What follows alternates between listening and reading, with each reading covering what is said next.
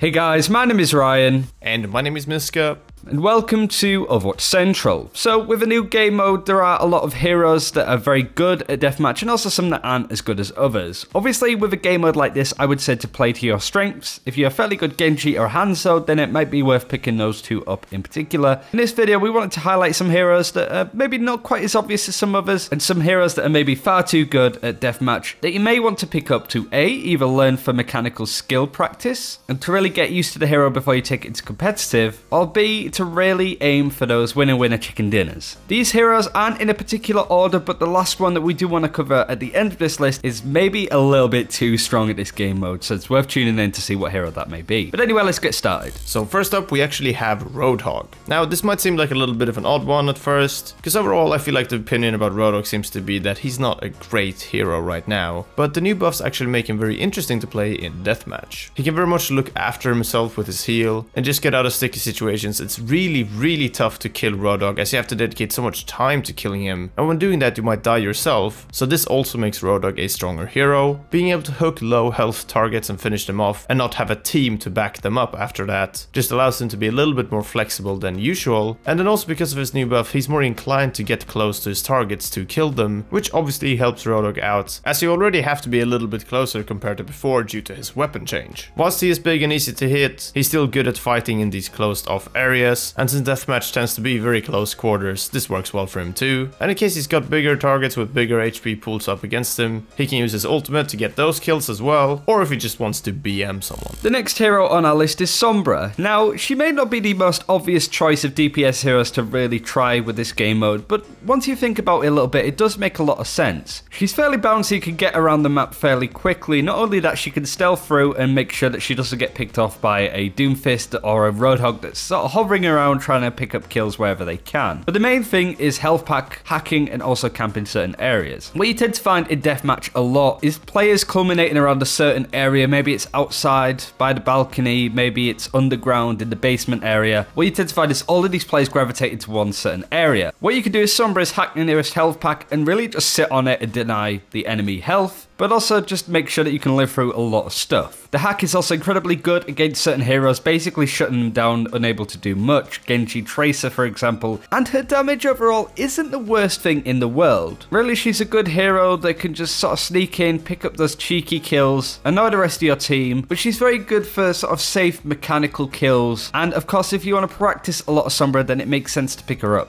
Next up we have McCree, who is arguably the best hero if you're very mechanically skilled with him and just very good at aiming. He performs fairly well on a lot of ranges, especially up close for fights in the basements of the new map, but in general you don't tend to get far enough away for McCree's range to be a problem. You have flashbang as well to help with finishing off mobile targets, and again just for close quarter combat overall. The ultimate is very fun to use on the jump pads as well, and it's good for just clearing up skirmishes if there are several people on low health, especially now that it locks on faster than it used to a month ago or so. But even if you're not very good at McCree, this is a good way to get good, so to say, as playing deathmatch is very fast paced, there are targets all over the place and constant danger, so it's sort of a nice training ground for a hero like McCree.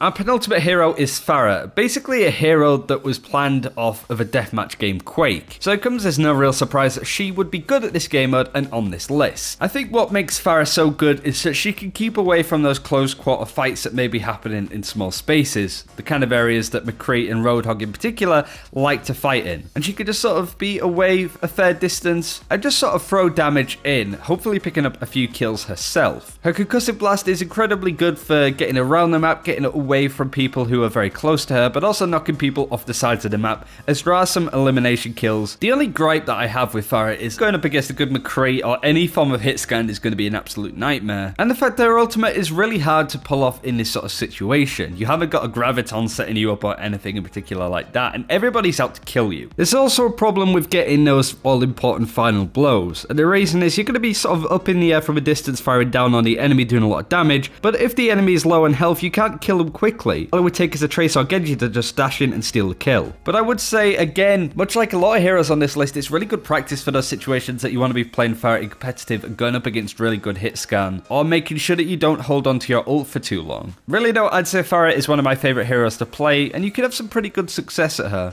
But you've just got to know when you're beat by players that are just going to shoot you out the sky with ease. And now on to the final one, Doomfist, who is maybe just a little bit too good for this game mode. It feels like he was almost made for this game mode, and especially this new map. He's definitely mobile enough to get around the place and get to anywhere that he wants to go. He's very fast and he can make quick work of pretty much anyone. The rocket punch is just such an incredibly good ability in this game mode, as there are walls everywhere, everything's close quarters, so you're bound to get that extra damage by hitting someone into a wall. Sure, he might be a little bit weak when out in the open and have several people shooting at him, but overall his kit is just incredible. It's very nice to combo and get a lot of shield and feel like you're actually getting value from that shield HP as well. And his ultimate is just very good for escaping or clearing up enemies in a room when you're low on health and need to get to a big health pack and many other things. What I'm saying is that his kit just synergizes extremely well with itself, and Doomfist is by far on our list the best hero for deathmatch. And that's it for this time. Thank you very much for watching. Just a nice simple video to go over some of our favourite heroes within Overwatch for the new deathmatch game mode. It's really fun and it's amazing at practicing a lot of heroes as well. I've been picking up Genji, not a hero that I play an awful lot of, and had not really any success with him,